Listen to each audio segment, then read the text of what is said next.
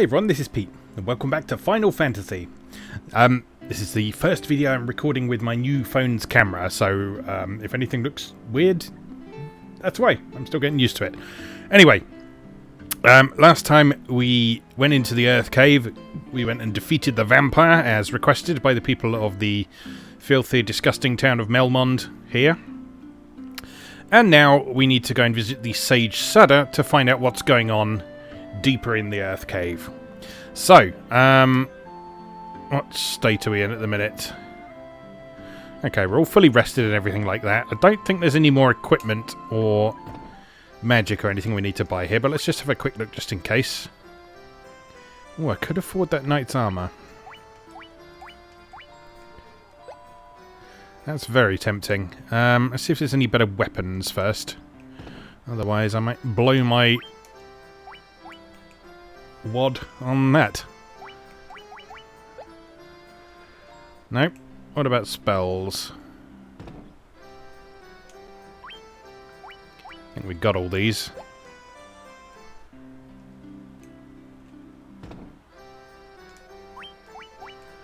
Oh yes, that's right, and we can't use teleport yet because we need to be a black wizard rather than a black mage. Annoyingly. Okay, alright, well, I'll go get the good armor then. Why not? Why not? It's not as if it's particularly hard to make money in this version of the game anyway, so... Right. Give me that.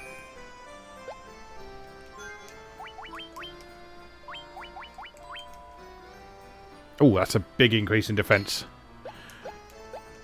Gonna be nice for a bit of tanking. Alright, let's sell some stuff we don't need. We don't need that. Don't need that. These special swords I'm going to keep around for now. I'll probably never use them ever again, but I'm going to keep them around anyway. Okay, and that will do. And then swords, just to keep things tidy. Alright. So, now, our next job is to go and visit the Sage Sutter, who lives off to the west. So, if we look at our map, we're currently here, and Sutter is off down in this cave down here. So we've got a little bit of a walk ahead of us, but as we saw last time, this world map isn't quite as big as it looks, so it won't take too long to get there. But we will, of course, have plenty of fights along the way, as always. Knight's armor already doing its job nicely. Although shadows aren't very tough, so let's not even waste any magic on them. Yeah, if Tom can take him down with just a single hit from his staff, that's all you need to know, really, isn't it?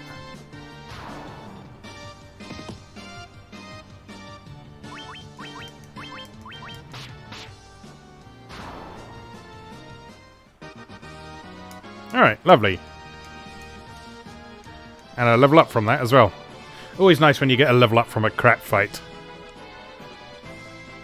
Just feels sort of like you're adding insult to injury. Right. Where are we going? Down a bit. Straight into the arms of my enemies.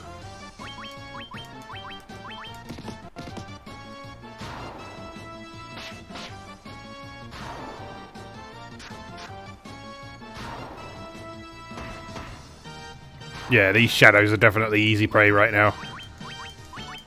Nothing to worry about. This is where one of them suddenly casts a death spell and wipes out my entire party, isn't it? Excuse me.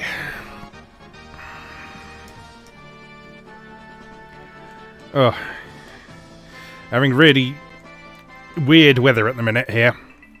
So it's warm, then it's rainy, then it's windy, then it's stormy, and pollen doesn't really know what to do with itself, so it makes allergies entertaining. So if there's any excessive sneezing throughout the course of this episode, I do apologise.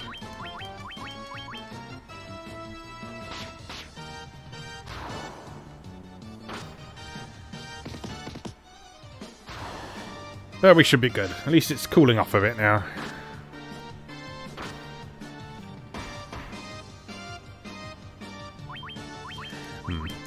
Maybe I should still bust some spells out for these wolves. Are wolves weak against anything? I don't think they are they? So let's just ban them. Ban them all. Very nice. Good job, Tim, as always.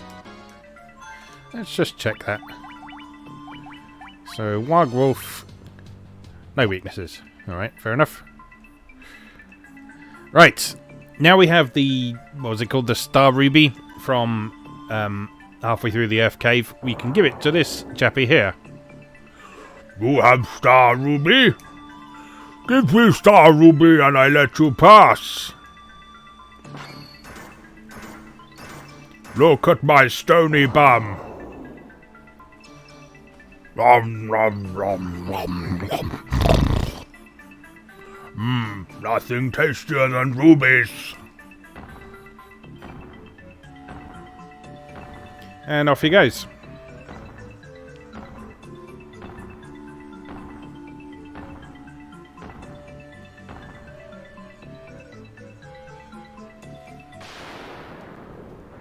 Right into a fight.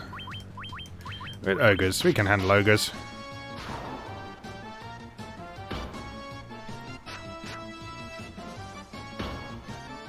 God, even Tim doing 3 hits now with his melee attacks. I'm proud of you, Warriors of Light. You're doing good.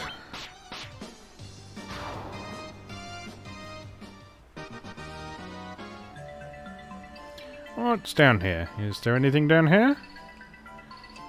There's a door. There's some treasures! A great axe.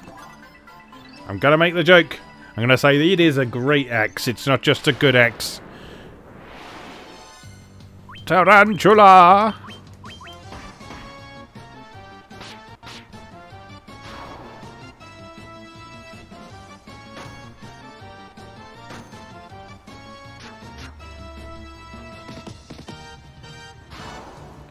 Fists of Fury Sam getting in there again.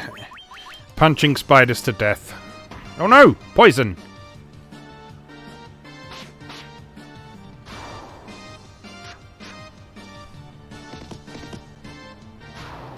That's it. You get revenge on those dirty spiders.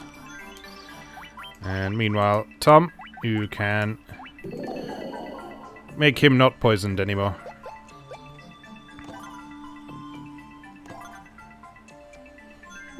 Mithril helm, eh?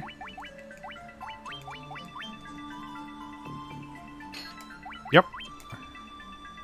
And not as accurate, but slightly more powerful. I don't like axes. Just thematically. I've never been a fan of it. It's like when I played Final Fantasy XIV, I didn't want to be the warrior because they used axes instead of swords. You know what I mean? I know I'm not alone in this because I've heard other people say something similar as well, but is 2 attack power worth using a weapon that I don't like? For completely irrational reasons? Let's give it a go.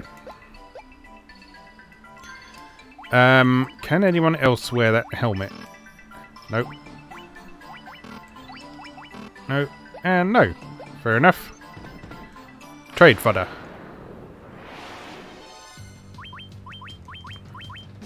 Alright, come on, Pierre. Show us what you're made of with that axe.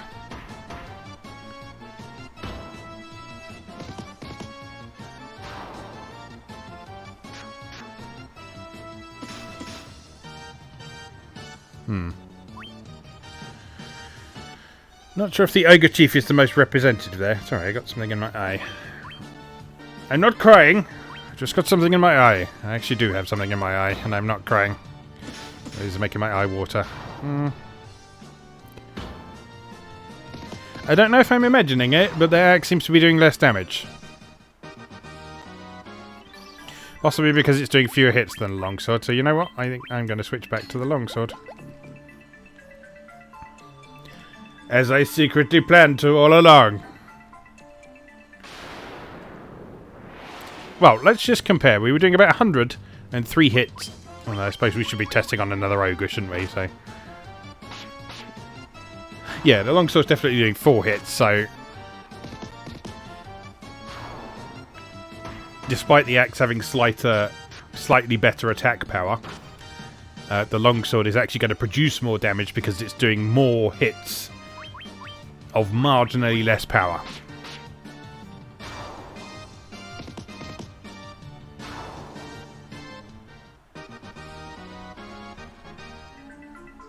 Because that's how damage basically works in this. Sort of the more you level up, the higher your accuracy goes, and if I remember correctly, the higher your accuracy goes, the more hits you do.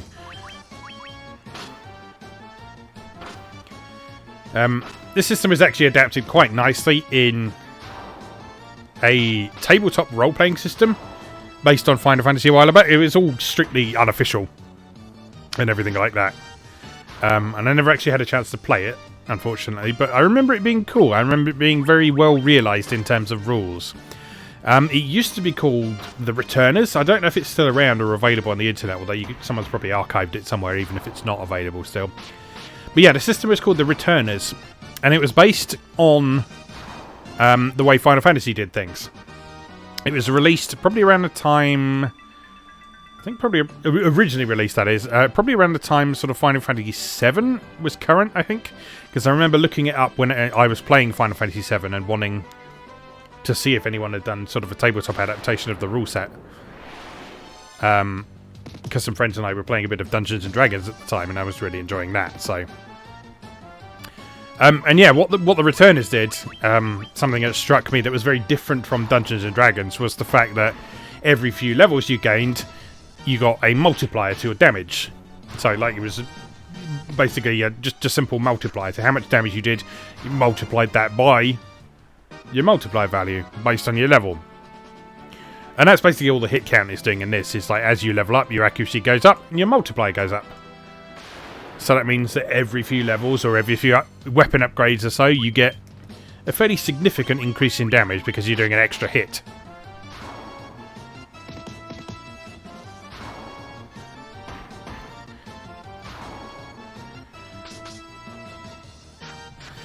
And although the later Final Fantasies kind of dropped the multi-hit aspect, at least in terms of telling you how many hits you were doing, that kind of progression of going sort of up like that, sort of starting slow and gradually accelerating in the amount of damage you do as you progress, that kind of persisted throughout the whole series. And it's one of the reasons that the progression is so satisfying throughout the series as a whole, is because you notice when you level up, you notice when there's like a significant increase to what you're doing. Alright, so here we are in the Sage's Cave, so the Sage Sada should be in here waiting for us. But first, let us raid his pots. Now, you're not Link, and this isn't Dragon Quest, so you can't smash his pots, unfortunately. It doesn't appear to be anything in any of them, which is a bit of a pity. So let's proceed. Actually, let's look at the rest of the corridor first. There's nothing in the rest of the corridor. Good.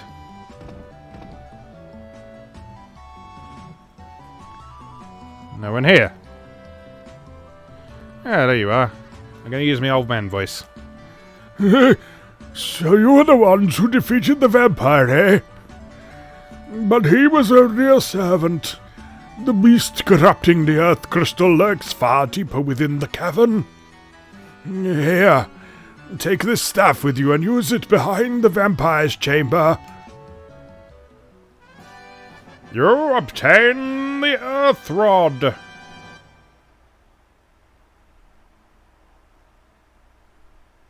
Sorry. Restore the crystals to grace. Sure. Can I sleep in your bed? Hello.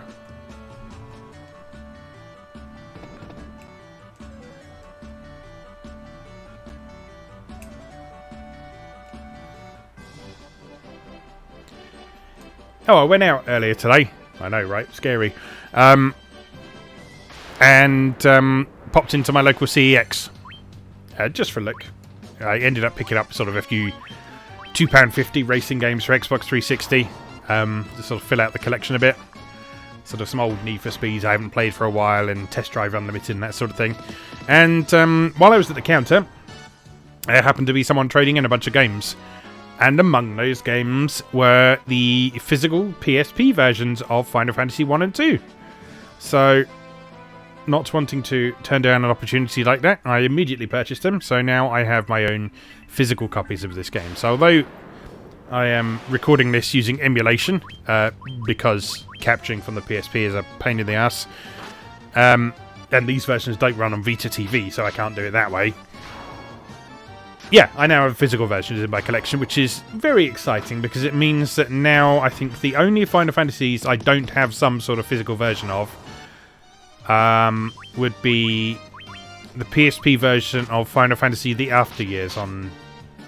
I already said on PSP, didn't I? Yeah. So yeah, if I can track that down, I would basically have a complete collection of at least one version of all of the mainline Final Fantasies. Which is very exciting indeed. Because, as I've mentioned elsewhere in this series, Final Fantasy is a series that I came to relatively late compared to some people. Because I was one of those people who discovered RPGs with Final Fantasy VII. But since playing Final Fantasy VII for the first time, I absolutely fell in love with the rest of the series. And that's why I'm doing this video series now, because I wanted to celebrate it. I wanted to explore some of the games from the series that I've not played that much, or I haven't played for a long time. I just generally have a bit of fun with it. So, yeah, so I'm really excited that my collection of those is now much better than it was. I would like to get the Game Boy Advance versions at some point. I think I do actually have the cartridges for all of them. And I have the box for Final Fantasy IV. But I went on a plane trip on one occasion. And didn't realise that my bag had a hole in it. And something related to those fell out. I can't remember if it was the cardboard boxes or... I don't think it was the cartridge. It might be in the cartridges, actually. I don't actually know where those... where Final Fantasy V in particular is. So yeah, I think I'm missing some of those, but I do have the PS1 version of Final Fantasy 4, 5, and 6, which is by no means the best version because it's just straight emulation of the Super NES version, with some horrible load times added. Although that PS1 version of Final Fantasy V was the first ever time that game had come west. So it's noteworthy from that respect, certainly. But yeah, having a bit of a load time every time you do pretty much anything in that game is a bit of a bummer. So like every time you open the menu, every time there's a battle transition. I don't actually remember changing location being too bad for load times. And it's probably not as bad as I'm remembering it, because I haven't tried it for a long time, but... yeah, that's definitely not the best version of Final Fantasy V, although it is a reasonably readily accessible one, and one that's easy to video capture, so when we come to that point in this series, that may well be the version that I use. Although I might use the PSP port of that, because in theory that should load a bit quicker. Because it's pulling it from memory card rather than CD. I don't know, we're a long way off that now. And I'm rambling, but it's just to cover the fact that I'm just wandering around getting into fights. Which, as we've said before, is an awful lot of what this game is about. But anyway, back to the Earth Cave. So, time to concentrate, and time to forget the brute. Hold on. Before we get stuck in, probably a good idea to do this. There we go. Right, now time to get stuck in. So I think it was this way.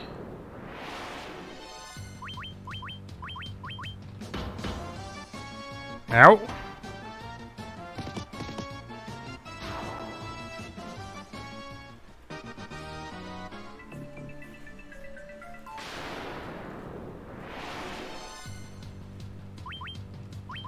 Preemptive strike. Very nice. Let's have a bit of fire.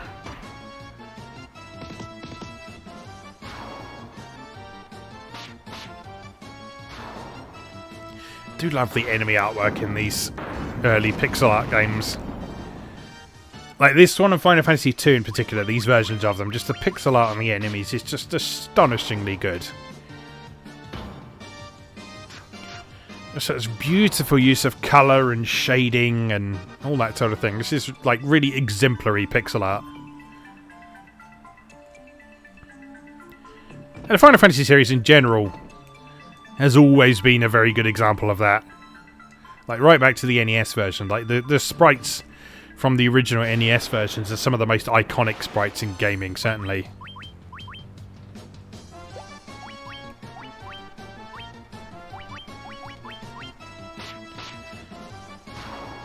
Yeah, and these later versions just build on that kind of legacy and... yeah. Just lovely stuff. This is a real pleasure to play just because of how nice it looks.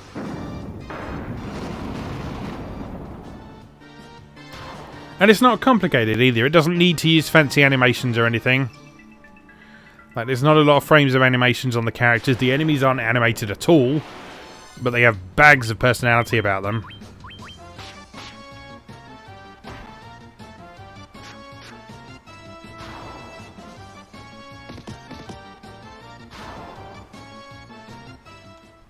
Lovely work, Sam. Right, and from here... oh god, where do we go from here? Sit down here?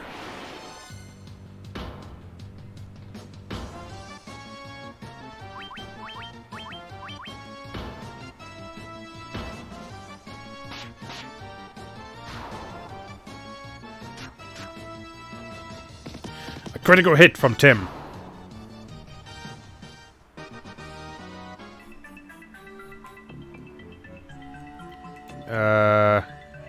I don't think this is the right way. Or is it? Cobras!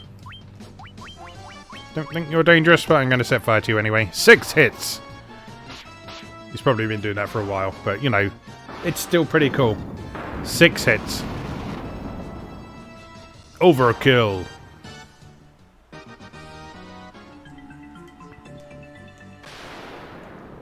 No, I did not go the right way there, did I? Oh, lots of things. We know what we do when there are lots of things. We set fire to all of them. And they poison me. Die! Lovely.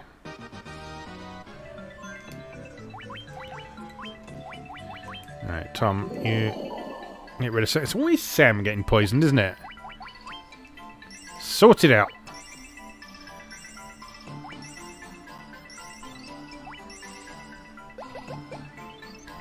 There we go. What about down here? What about down here, I hear you say? There's a door. Is that the right door? I should have rewatched the previous episode, shouldn't I? That would have probably helped. Oh, made a map. I could have made a map. But I didn't. Because, oh, I don't need a map. The dungeons in this are really well designed, so you don't get lost. Earth Elemental! This is the wrong way. I do know they wake against fire, though. That I do remember.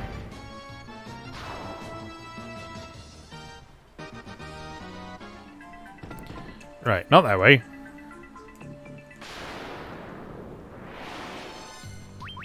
Cobras! No, wait, that's goblins, isn't it? Making nightmare jokes in 2019. That's what you can expect from my channel on a regular basis.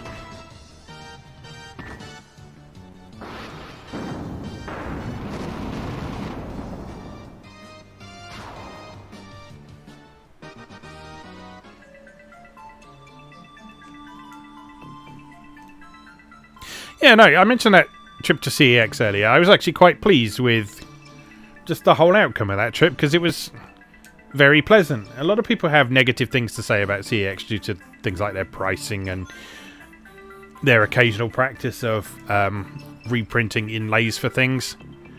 And yeah, that latter one really does suck. I have a copy of Bayonetta for Wii U on my shelf that really bugs me because the label that they printed is the opposite way round color-wise from what a Wii U game is supposed to look like. I think they're using the American color scheme. I just haven't got around to replacing it, and I don't know if I can be bothered to, but it does bother me. But yeah, anyway, this trip today was really good, not just because I found these copies of Final Fantasy and some stuff that I quite fancied anyway, but because the guy who was staffing the till at the time was a really nice guy, and we had a nice little chat, and to get me to sort of open up and chat is quite an achievement, as anyone who knows me will be able to tell you, because, you know, Asperger's, social anxiety, all that sort of thing. Yeah, but this guy was really nice. He was really kind. He was very helpful. He was interested in the reason that I was picking up these games, because it was quite a strange combination of games I was picking up in retrospect, because I was getting Samurai Warriors 2 Empires for Xbox 360, the 2 Test Drive Unlimited games for 360, and Need for Speed, what's the good one? Hot Pursuit on Xbox 360. And then these 2 Final Fantasy games. And so he was like, oh, you're a collector? And it's like, yeah, I've got like 1,100 games now. He's like, wow, that's really cool. And then we had a little chat about like YouTube and streaming and stuff like that. And yeah, it was a thoroughly pleasant experience. And, you know, for a socially anxious shut-in like me, that sort of experience is something to be celebrated whenever possible. Alright, anyway, enough talk. We are where we're supposed to be. So, making use of the earth staff to get rid of that pillar, or slab, or whatever it is, and onto a 4th level of the Cave of Earth. So, not been here before, so we're going to need to be a little bit more careful.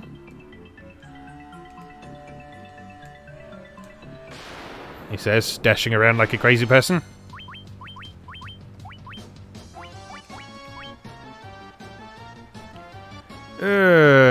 No, let's not waste magic, because that thunder spell is quite expensive.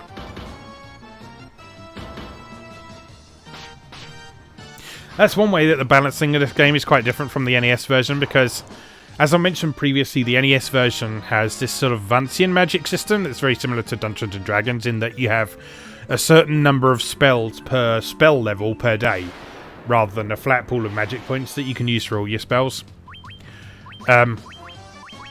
And so, like, as you leveled up, you get more level 1 spells, and then you get more level 2 spells, and so on.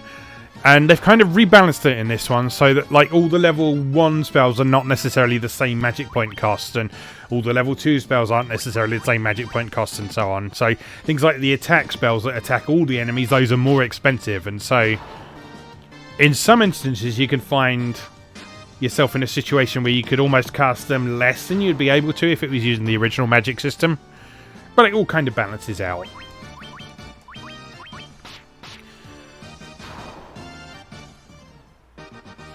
But yeah, it does just sort of mean that you have to keep a bit of an eye on your magic point stocks. Now, 4 of them, I think I will use a thunder on them, just because they hit quite hard.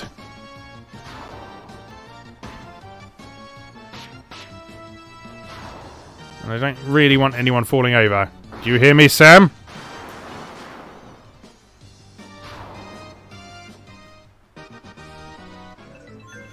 Alright, let's heal up a little bit.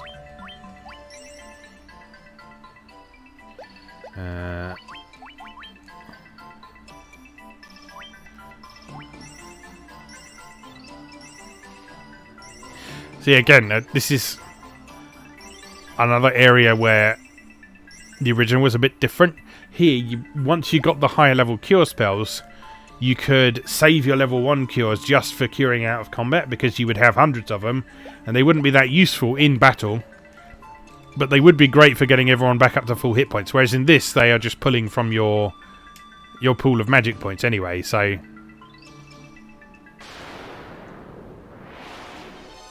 have to manage that a little bit more carefully.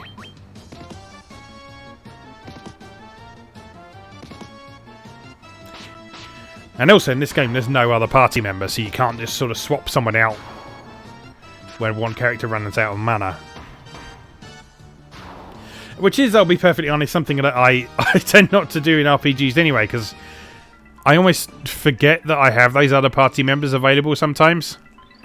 And I just think, oh, someone's out of magic points, I should probably go find an inn and rest. And I just go and find an inn and rest. Chest! Boss? No. A tent, you say? Oh! Earth Elemental? Oh no. You look dangerous.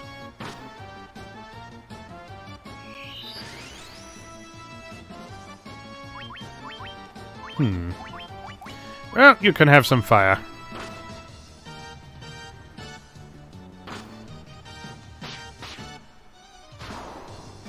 No, you're not dangerous at all. That's good. Well, Ogre Chief pretty tough though.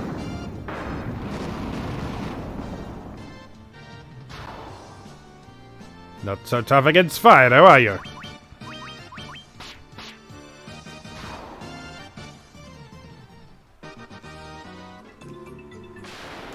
Ah! Again? Yes. You are the mini-bosses for this room, I see.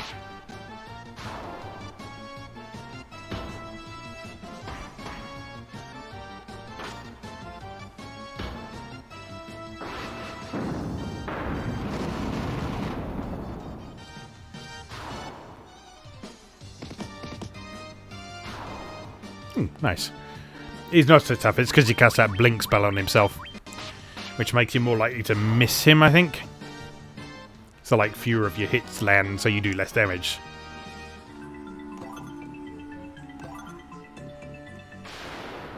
Oops. Shouldn't have gone back into that square.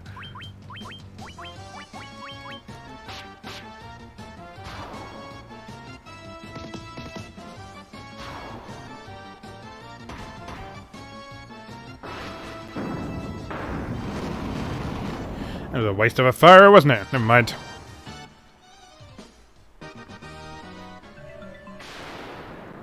Although you may recall our fight with the vampire. And how it was almost over before we had a chance to completely buff the party, so... Getting into a boss fight on full magic points and full hit points isn't necessarily vitally important.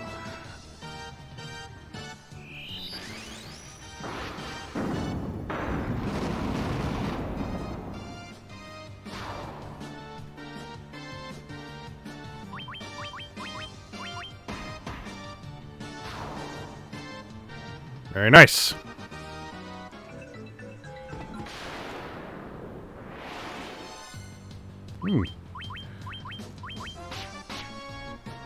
Haven't seen you before.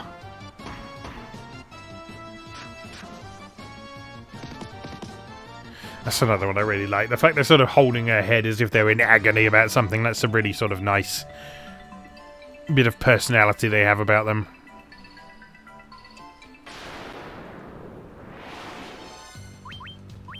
Cockatrice.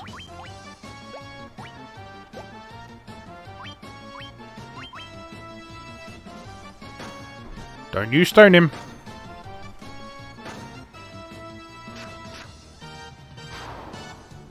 Oh, that's super weak. That's alright then.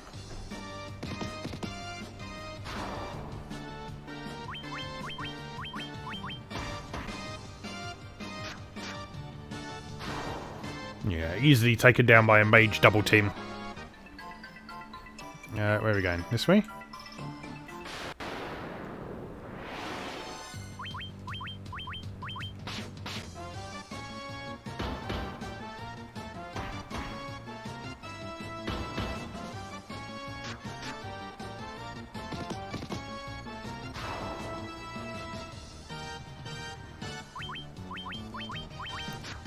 Yeah. These early games, I do sometimes feel it would be nice if there were more action to do than just attack or magic, but... You know, it is what it is. It was early days for the genre. Everyone was still sort of learning what an RPG meant. And what a computer adaptation of an RPG meant. and what it was possible to do with those, and the conventions of the genre and so on. And so it wasn't really until Final Fantasy III, I guess, that we started to get some more unique commands. Because Final Fantasy III, although this uses Final Fantasy jobs, it was Final Fantasy III that introduced what people tend to refer to as the job system these days, which is where one character can have lots of different jobs and they can switch between them. So Final Fantasy III is what introduced that. And in that one, each job had its own unique command.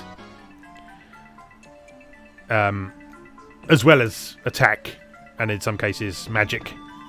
Oh, that looks like boss room. Let's just scour around the rest of this floor just to see if there's anything else useful.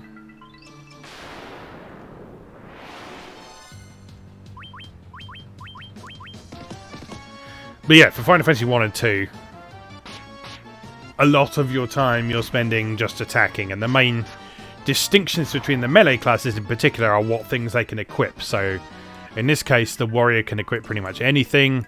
The monk, as we've seen, specialises in unarmed combat. The thief uses daggers and is good at running away, and then they then upgrade later into different classes that again have their own special abilities and so on.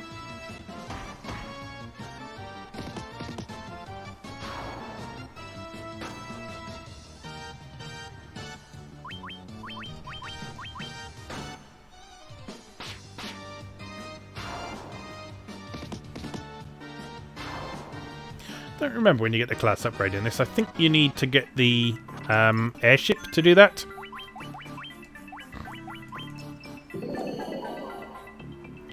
And in order to get the airship, I think you need the canoe. But getting the canoe should be in our near future.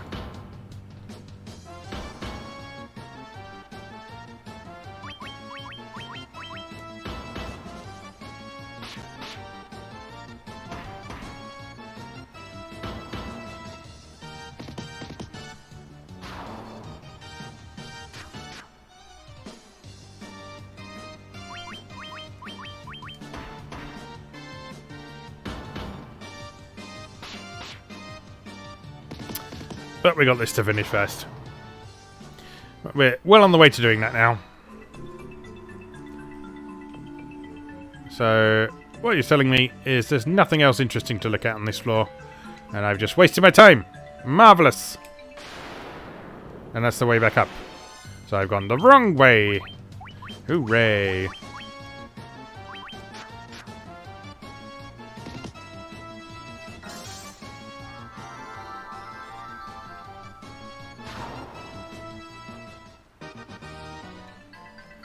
Right, so this way, and around to the left, and down, and left, and up, and heal,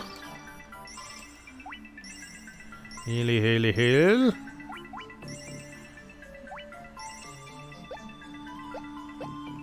Got any ethers? I don't think I have I? No. Alright, well. Let's do it. Who speaks to me?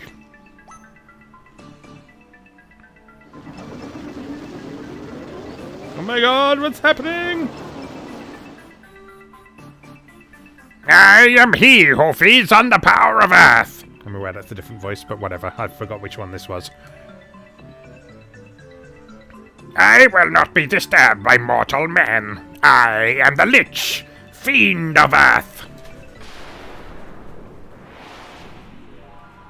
Major boss! Buff! Buff, everyone. I can't remember what spells he uses. I guess it doesn't matter for now then. So, you can protect yourself. You can temper Sam.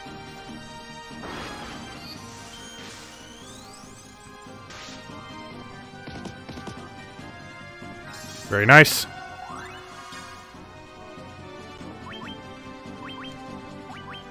You can protect him. You can temper Pierre. Love this boss theme. This is a really good one. Ah, now lice, I see, is what we need.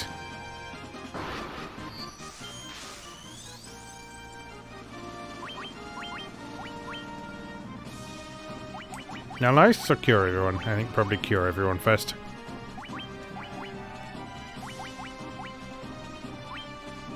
Don't know if this is a waste of magic points, but...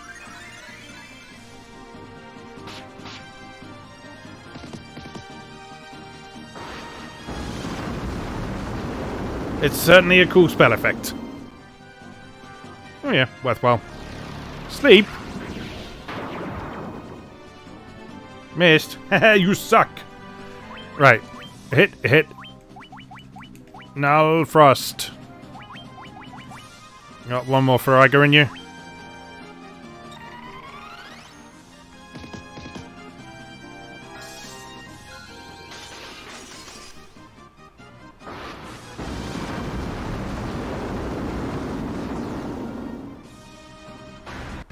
Nicely done, Tim.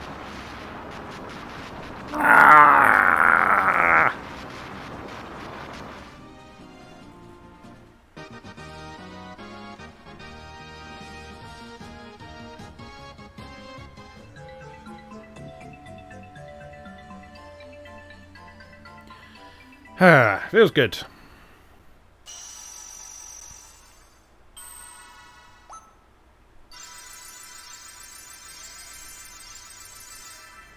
And that's one of the 4 crystals lit. Hooray! Woo! Yay!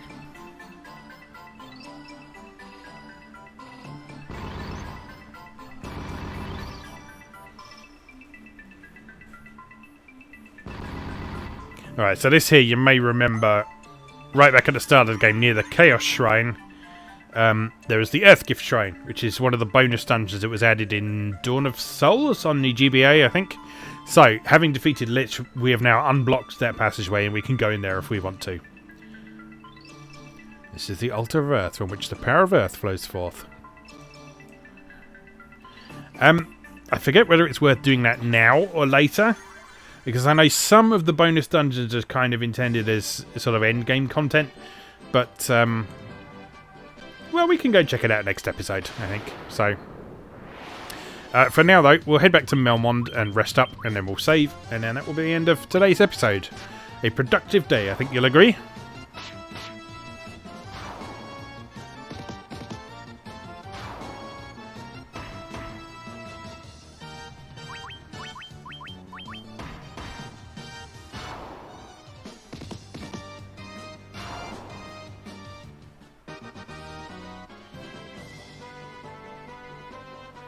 So, back up here, across this little causeway. I really like the world design in this. It's just... it's not realistic or anything, but it's got, like, interesting landmarks around the place. Like, the way that little peninsula that the Cave of Earth is on is... sort of looks like an arrowhead or a dragon's tail or something like that. It really sort of stokes the imagination. Which is good, because you spend a lot of time on the world map in this game. A lot more than in subsequent Final Fantasies.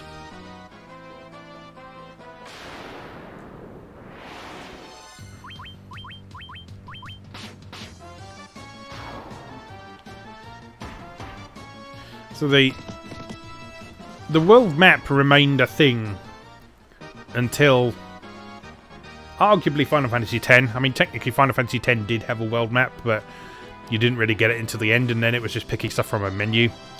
But the first 9 games all had a world map, but as we progress through the series, you'll see how it comes to be not less of an element in the game as a whole, but kind of emphasised a little bit differently. So, for example, how Final Fantasy probably 6 onwards kind of makes the distinction between world map, areas to explore, dungeons, that sort of thing. You really start to see how the series develops in that form. But again, we're getting ahead of ourselves. For now, we have completed today's quest, so just remains for me to say, as always, thank you very much for watching, and I'll see you again next time.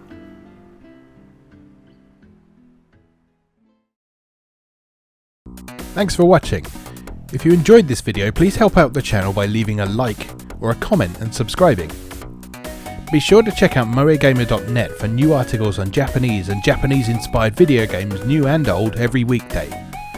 Every month, Moegamer features an in-depth exploration of an individual game or series as its cover game, so be sure to check the archives to see if your favourite has had a deep dive yet.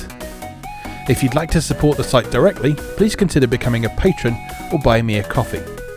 You can find links to do both down in the video description. Thanks again, and I'll see you next time.